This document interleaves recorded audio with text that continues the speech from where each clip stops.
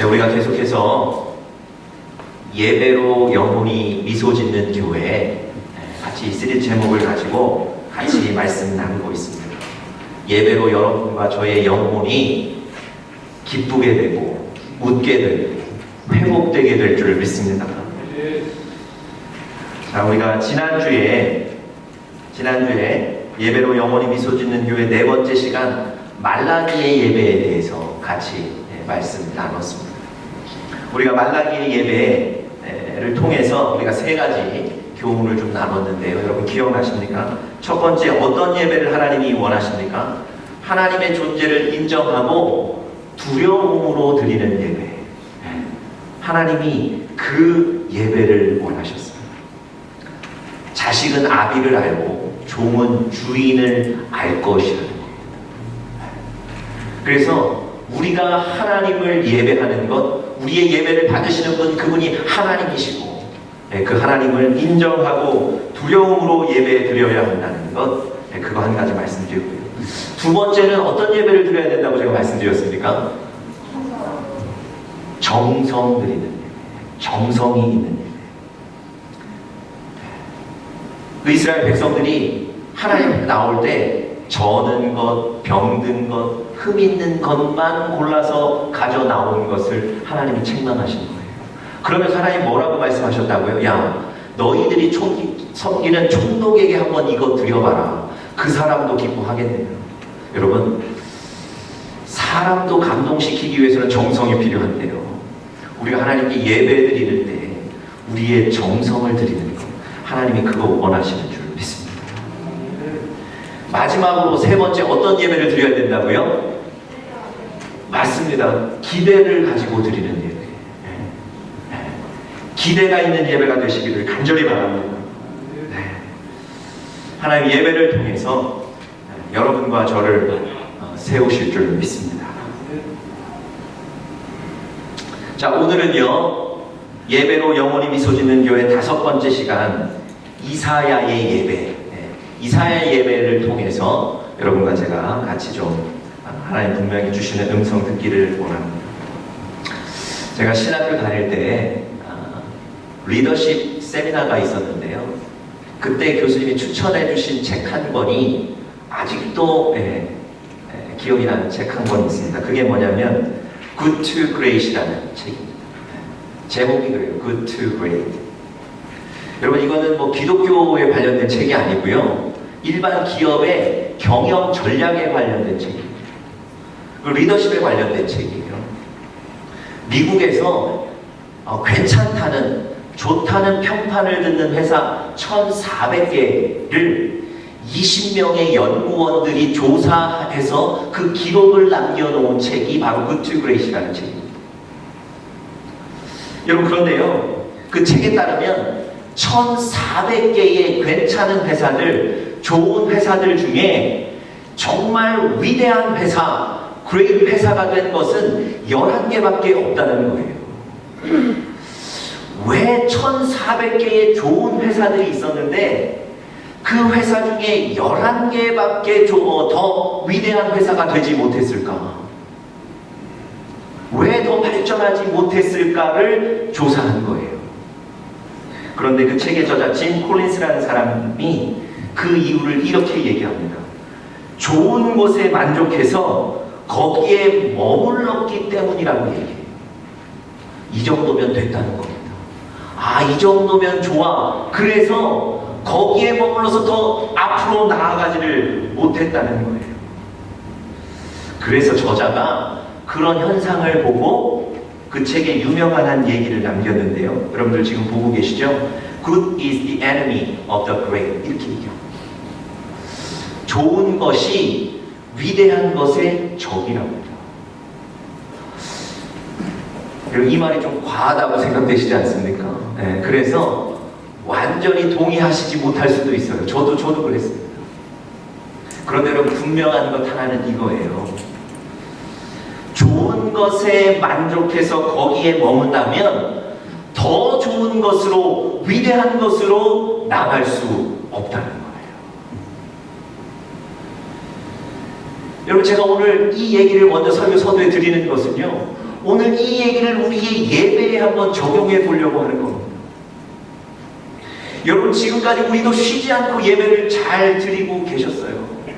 지금까지 여러분과 저도 예배를 드리고 있습니다.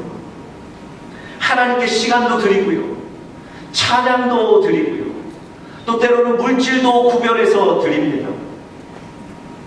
우리는 지금까지 이런 예배를 드렸고 하나님은 여러분과 저의 이런 예배를 받으셨을 거예요. 그런데 여러분, 언제부턴가 여러분과 제 마음속에 이 정도 예배면 됐다, 내가 이렇게 예배 드리고 있는데 뭐, 여러분 이런 생각하고 계시지 않습니까? 야, 내가 이 정도 하면 됐지 뭐, 뭘 더 해.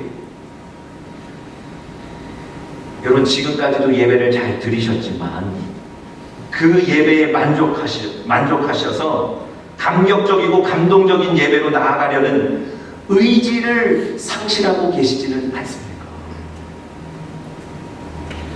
여러분, 사랑하는 우리 은혜교회 영적인 가족 여러분, 그동안 하나님 앞에 예배 드리느라고 다 고생하셨습니다. 수고하셨습니다. 하지만 매주일 더 뜨거운 예배, 더 거룩한 예배, 더 강력한 예배를 사모하시고 그것을 위해 기도하시고 준비하시는 여러분들 되시기를 간절히 바랍니다. 우리 리노 은혜교회의 예배가 한 주 좋은 예배에 머무는 것이 아니고 날마다 강력한 예배가 되기를 간절히 소원합니다. 오늘 본문에 보시면, 우리가 이사야 6장을 읽었는데요, 오늘 본문에 보시면 좋은 것을 넘어서 위대한 예배가 소개되어 있습니다. 바로 이사야가 드린 예배였습니다. 여러분, 그의 예배가 얼마나 감동적이었는지, 그의 예배가 얼마나 위대했는지 그는 예배를 통해서 하나님의 임재를 보았다고 얘기합니다. 내가 이 예배를 통해서 하나님을 배웠으며 그렇게 얘기하고 있습니다. 여러분, 그 예배가 얼마나 감동적이었겠습니까? 하나님을 만나는 예배, 하나님의 임재를 경험하는 예배였다고 얘기하지 않습니까? 여러분, 그의 예배가 얼마나 위대했는지 8절에 보시면 한 번 더 유추하실 수가 있어요. 8절 한번 보시겠습니까? 8절 다 같이 읽겠습니다. 시작. 내가 또 주의 목소리를 들은즉 이르시되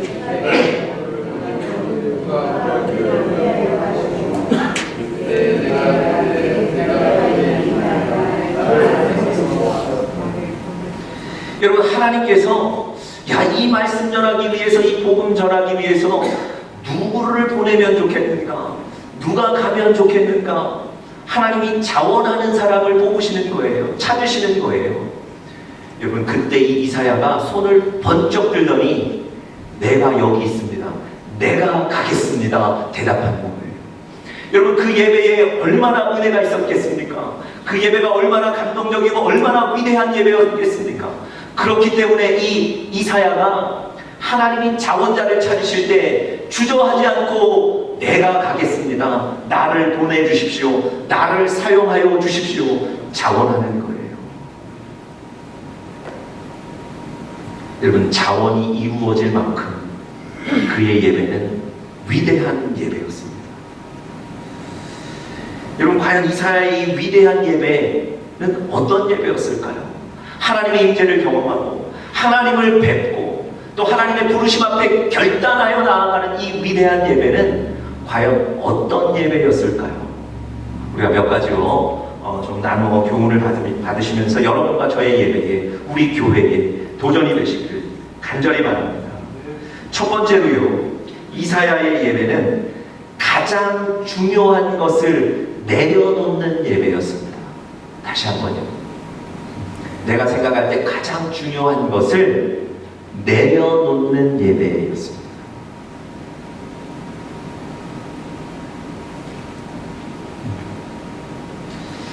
1절에 보시면요, 이사야가 성전에 가서 예배를 드립니다. 그런데 그날 예배에 보좌에 앉으신 하나님을 보게 됩니다. 뿐만 아니고 옷자락이 성전에 가득하였다고 고백합니다. 여러분, 당시 긴 옷은요 왕의 위엄을 나타내는 거예요. 예, 그러니까 왕은 긴 옷을 입었다는 거예요. 그런데 오늘 본문에 보시니까 주의 옷자락이 성전에 가득했다 얘기합니다. 이것은 하나님의 위대하심이 그 예배 가운데 얼마나 컸는지를 얘기해 주는 겁니다. 여러분, 지금 이사야는 예배드리면서 보좌에 앉으신 그 하나님을 볼 뿐만 아니라 하나님의 크심, 하나님의 위엄을 지금 보고 있는 겁니다. 2절에도 보시면요, 천상의 존재인 스랍들이 나옵니다. 그런데 이 스랍들이 주님을 모시고 곁에 서 있다고 얘기하는 거예요. 그것 역시도 하나님의 위엄, 거룩하심을 보여주시는 겁니다. 여러분, 이사야는요, 지금 오늘 자기가 드리는 예배를 통해서 이런 하나님의 위엄을 보고 있는 겁니다. 여러분, 이사야는 선지자였고요.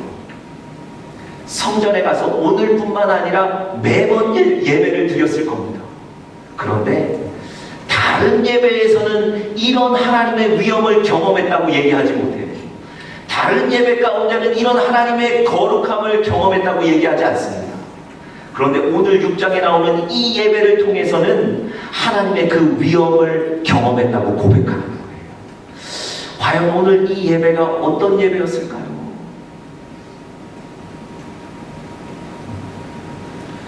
어느 목사님께서 그 이유를 바로 1절에서 찾으셨어요. 제가 오늘 그 목사님의 얘기를 좀 인용하려고 하는데요. 1절에 보시면 이사야가 오늘 드리는 그 예배의 시간적인 배경을 설명합니다. 1절 한번 보십시오.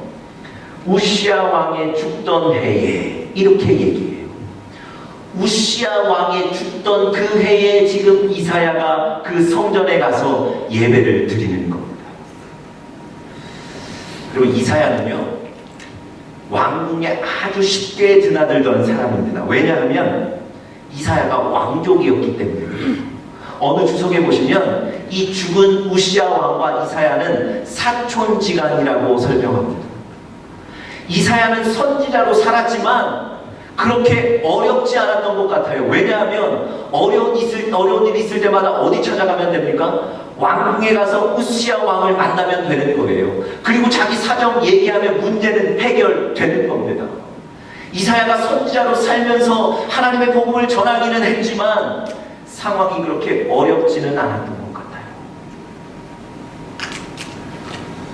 아마 이 이사야에게 우시야 왕은 큰 의지가 되지 않았습니까? 물론 이사야가 하나님도 의지했지만 이 우시야 왕 의지하지 않았을까요? 우리 잘 아시는 얘기로 믿는 구석 아니었겠습니까? 그런데 오늘 본문에 보니까 그 믿는 구석이, 그 믿었던 기둥이 사라진 거예요.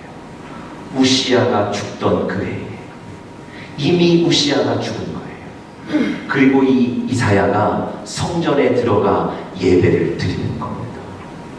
바로 그때 하나님의 영광을 보는 이 예배가 가능했던 겁니다. 제가 지금 무슨 얘기 드리는 겁니까? 그가 가장 인생에서 중요하게 여기고 있었던 그 우시야 왕이 내려졌을 때 하나님만 보게 되는 거예요. 하나님의 영광이 오는, 하나님의 영광이 충만한 예배를 드릴 수 있는 겁니다. 여러분, 정치적으로도 마찬가지였던 것 같아요. 여러분, 이스라엘에요, 다윗과 솔로몬과 함께 가장 훌륭한 왕이라고 평가받는 게 바로 이 우시야 왕입니다. 우시야 왕은 자그마치 이스라엘을 52년 동안 다스렸어요. 그런데 그 52년 동안 이스라엘이 얼마나 강성했는 줄 아십니까? 그 52년 동안 이스라엘이 얼마나 풍성했는 줄 아십니까? 그러니까 여러분, 이사야를 비롯해서 이스라엘 백성들도요, 누구만 바라보고 있었던 겁니까? 우시야 왕만 바라보고 있었던 거예요. 저 왕이 우리를 다스리면 우리는 안전하고 강력하다는 거예요. 우시야 왕이 명령해서 예배는 드렸지만 예배를 드리면서도 마음 한켠에는 누구를 의지하고 있었던 겁니까? 우시야 왕을 의지하고 우시야 왕을 신뢰하고 있었던 거예요. 그런데 그 우시야 왕이 죽던 그 해에 우시야 왕이 다스리던 말년에 이스라엘의 그 정세가 급변했어요. 아수르가 매우 강해졌거든요. 그래서 이 아수르가 이스라엘을 치는 거예요. 아수르가 이스라엘을 막 공격하는 거예요. 그런데 더 이상 우시야 왕은 있지 않습니다. 그럼 이스라엘 백성들의 마음이 어땠을까요? 자기가 믿고 있던 그 구석, 믿고 있던 그 기둥을 잃어버린 거예요. 그 뒤부터 예배 드릴 때 누구만 바라보겠습니까? 하나님만 바라보게 되는 거예요. 하나님만 의지하게 되는 거예요.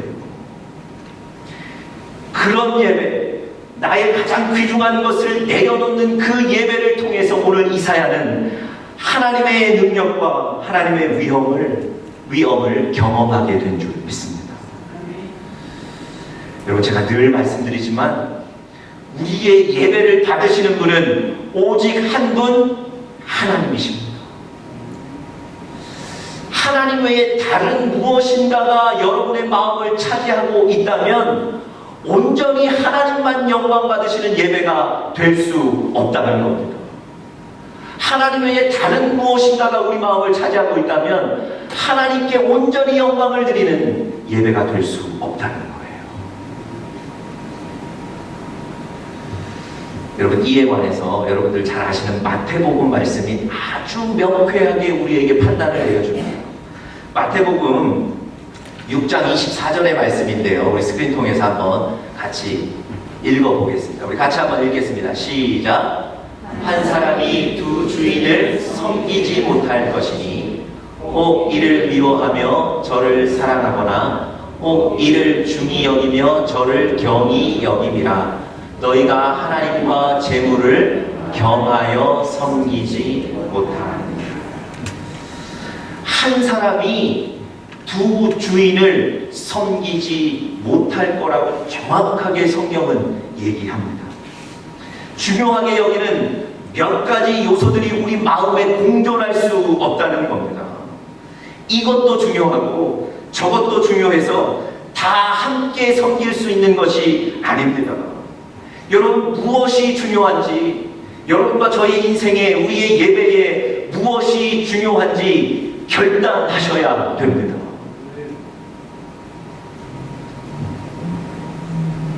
여러분, 한 사람이 두 주인을 섬기지 못하기 때문에 그렇습니다. 저 마태복음 말씀해 보면 예를 들어서 뭐를 두 주인이라고 얘기하죠? 하나님과 재물을 겸하여 섬기지 못하느니라.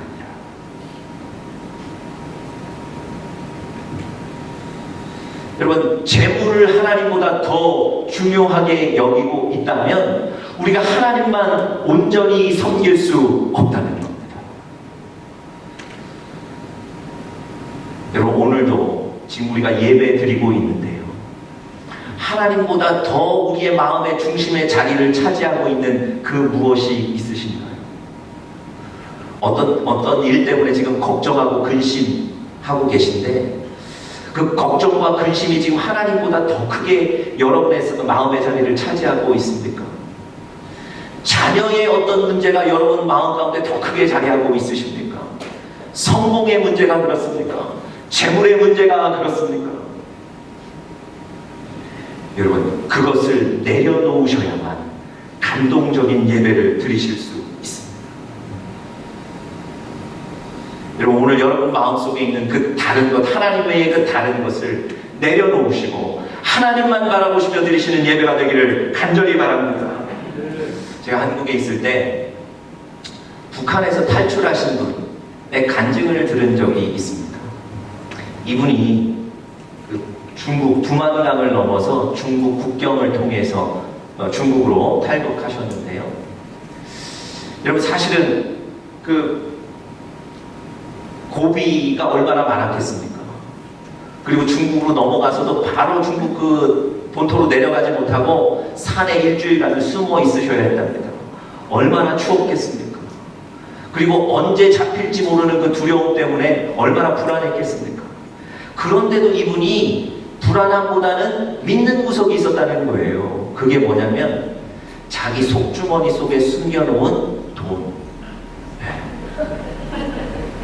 아무도 볼 수 없는 자기 속주머니 속에 숨겨놓은 그 돈이었답니다.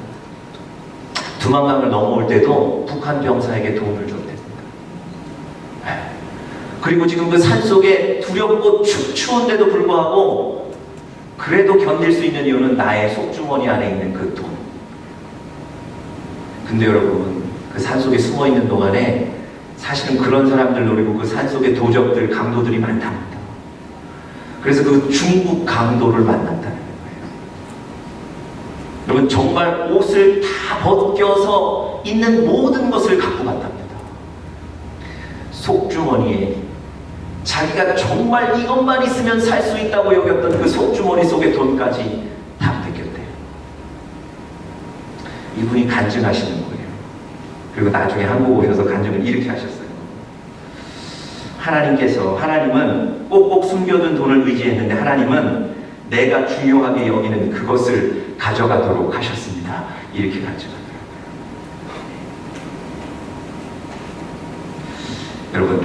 여러분과 제가 중요하게 여기는 것, 그래서 꼭 붙잡고 있는 것, 그것을 내려놓으시고 하나님만 붙잡으시는 여러분들 되시기를 간절히 바랍니다. 하나님 오늘 그 예배를 통해서 이사야처럼 하늘의 영광을 경험하게 하실 줄 믿습니다. 자, 두 번째로요, 우리가 오늘 이 이사야의 예배에서 배울 수 있는 두 번째 교훈은 하나님의 거룩하심에 압도되는 예배를 드렸다는 겁니다. 하나님의 거룩하심에 압도되는 예배.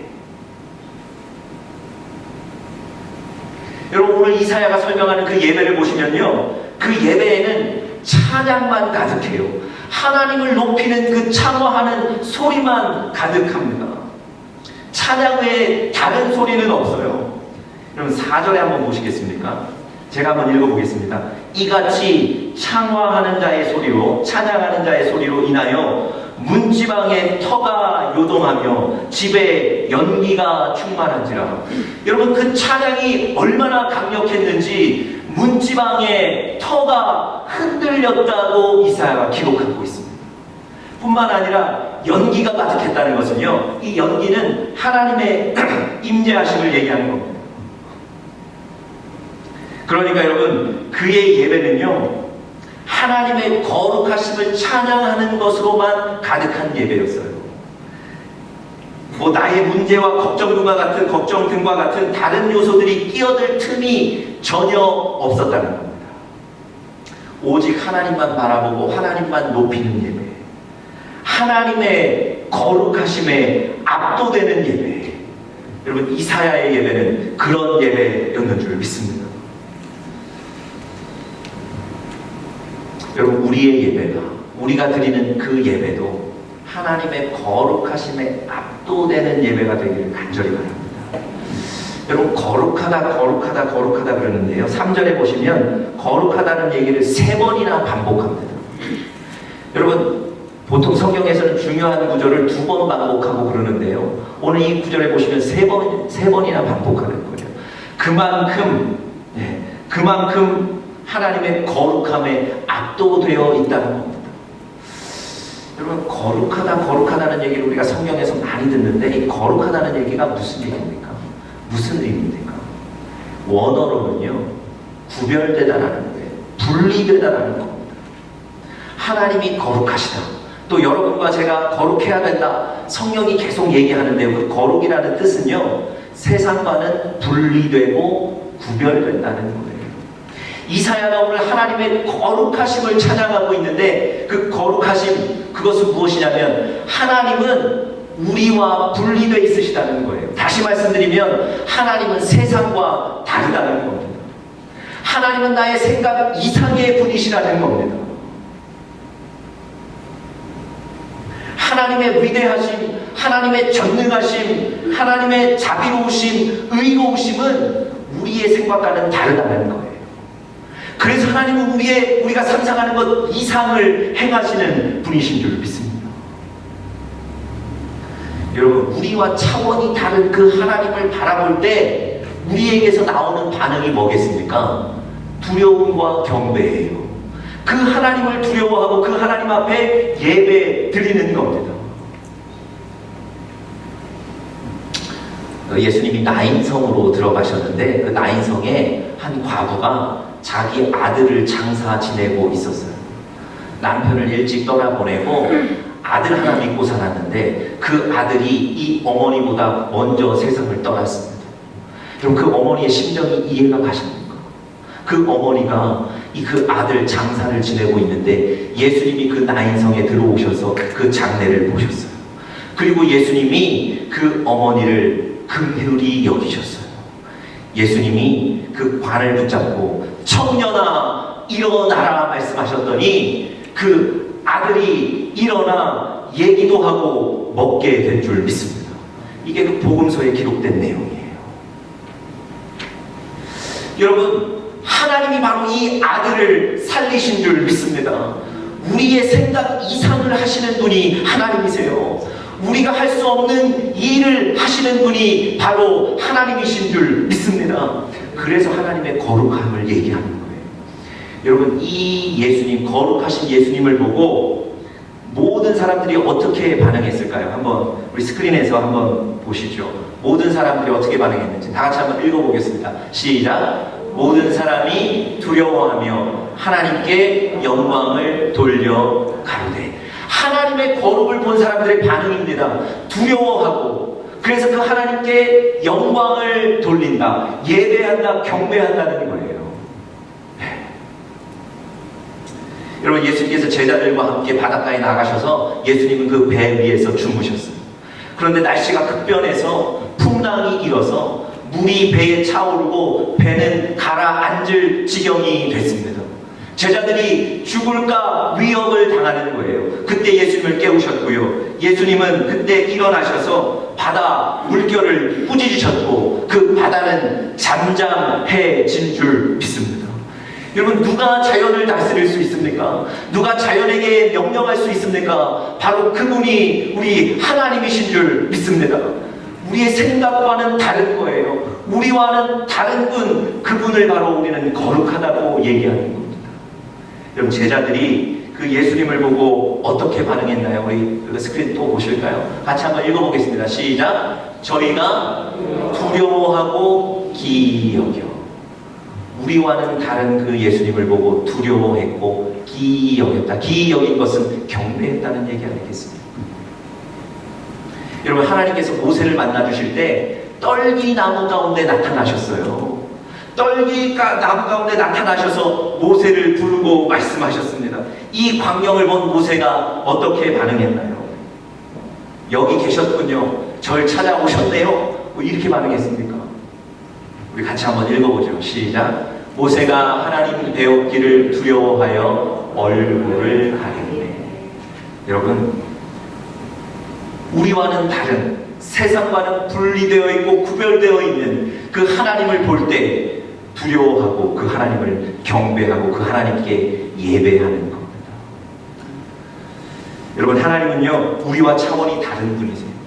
죽은 자를 살리기도 하시고 자연을 다스리시고 어디서든지 나타나셔서 여러분과 저에게 말씀하는 분이신 줄 믿습니다.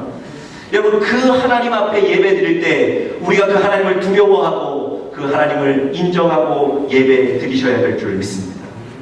여러분, 그렇게 될 때요, 여러분, 우리의 삶의 문지방의 터도 흔들려서 해결되게 될 줄 믿습니다. 여러분과 제가 걱정이라고 근심이라고 여기고 있는 그 든든한 터들도 우리가 하나님 앞에 예배 드릴 때에 우리의 찬양 소리로 인해서 흔들리고 무너져 해결되는 역사가 여러분과 저의 삶에 있기를 간절히 축복합니다. 마지막 세 번째로요, 이사야의 예배에서 우리가 배울 수 있는 교훈은 살 소망을 얻는 예배였습니다. 살 소망을 얻는 예배였습니다. 하나님은 예배를 통해서 이사야에게 이스라엘 백성들을 책망하도록 시키셨어요. 9, 10절의 내용이 그렇습니다. 10절 보시면 이렇게 되어 있어요. 이 백성의 마음으로 둔하게 하며. 그럼 어떻게 하나님이 이런 말씀을 하셨죠? 그 둔한 마음을 오히려 민감하게 만드셔서 깨닫게 하셔야 되는데 오히려 하나님은 이스라엘 백성들의 마음을 둔하게 하신다고요. 여러분, 그만큼 지금 이스라엘 백성들이 죄짓고 하나님과 멀리 떨어져 있다는 겁니다. 그래서 이사야가 그러면 언제까지 이런 징계하시는 겁니까? 물어요. 왜냐하면 이사야는 지금 하나님의 말씀을 이스라엘 백성들에게 전해서 이스라엘 백성들을 살려야 되는 사람 아닙니까? 이 징계가 끝나지 않으면 자기 사역도 무의미한 거예요. 그래서 하나님께 물었어요.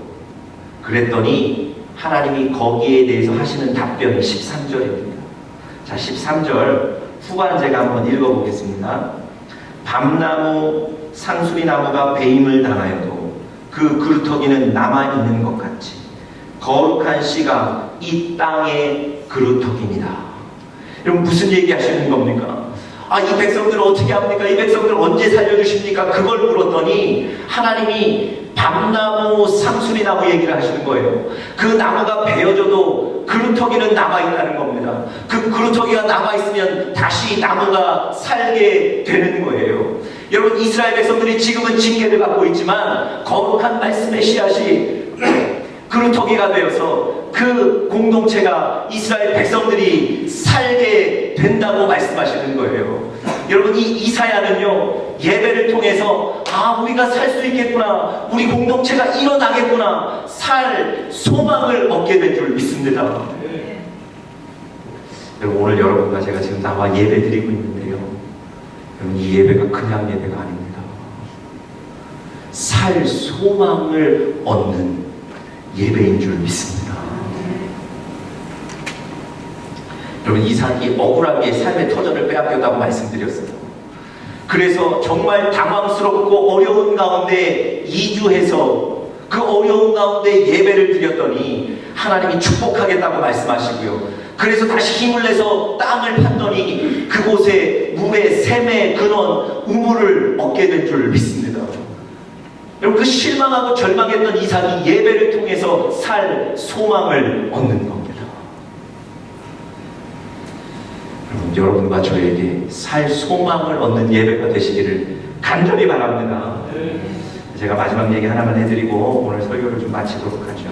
몇 년 전에 제가 목회하던 교회에 부흥회를 했는데 그 부흥회에 오셨던 그 목사님께서 하신 얘기예요. 제가 설교를 준비하면서 그 얘기가 생각이 나고 그래서 그 얘기를 좀 드리려고 합니다. 이분이 텍사스에서 목회를 하시던 분인데요, 어느 주일날 예배를 마치고 저 문 앞에 나가서 목사님이 이제 예배 마치고 나가시는 성도님들 한 분 한 분 이렇게 인사를 하시는데 20대 초반에 처음 보는 여성이 막 이렇게 너무 심하게 울어서 뭐 정말 이렇게 뭐 마스카라도 다 지워지고 뭐 이럴 정도로 심하게 울면서 그 목사님 앞에 와서 인사를 하면서 목사님하고 얘기를 좀 하고 싶다고 그러더라고요. 그래서 목사님께서 우리 성도들과의 인사를 마치고 그 20대 초반의 여성과 얘기를 하시게 되셨는데 이 20대 초반의 여성이 자기 사정을 얘기를 하더라고요. 자기는 미국에 온 지 몇 달 되지 않았는데 한국에 결혼할 사람이 있었고 그래서 그 사람과 곧 결혼할 예정이고 또 결혼하기 전에 아기를 가져서 아기를 키우기 위해서 미국에 가서 그러면 우리가 살고 아기를 키우자 이런 약속을 했기 때문에 또 그 남편 될 사람이 자기를 먼저 미국으로 보냈다는 거예요. 그래서 자기는 미국에 왔는데 미국에서 살 준비를 하고 아이를 낳을 준비를 하고 있는데 어느 날 갑자기 전화가 왔는데 그 한국에 있던 그 사람이 이미 결혼하고 가정을 가지고 있는 그런 사람이라는 유부남이라는 그 전화를 받았다. 3주 후면 아기를 출산하게 되는데 여러분 이 여성에게 청천벽력과 같은 소식 아닙니까?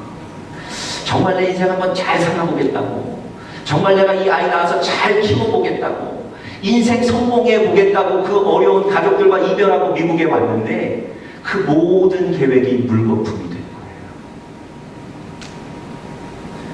거예요. 그 순간에 이 여인에게 들은 마음이 딱 한 가지였던 겁니다.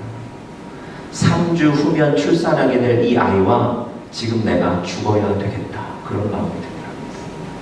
그래서 그 텍사스에 큰 호수가 있는데 그 호수로 운전하고 가고 있었대요.